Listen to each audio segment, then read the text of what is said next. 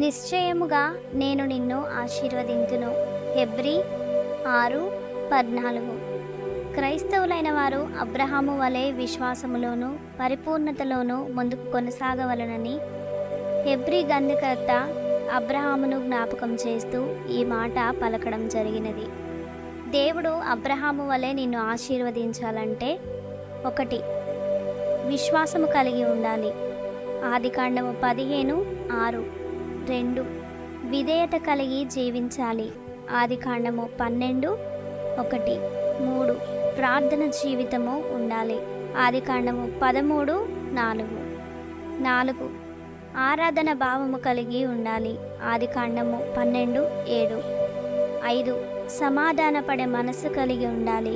ఆదికాండము 13:7, 8. 6.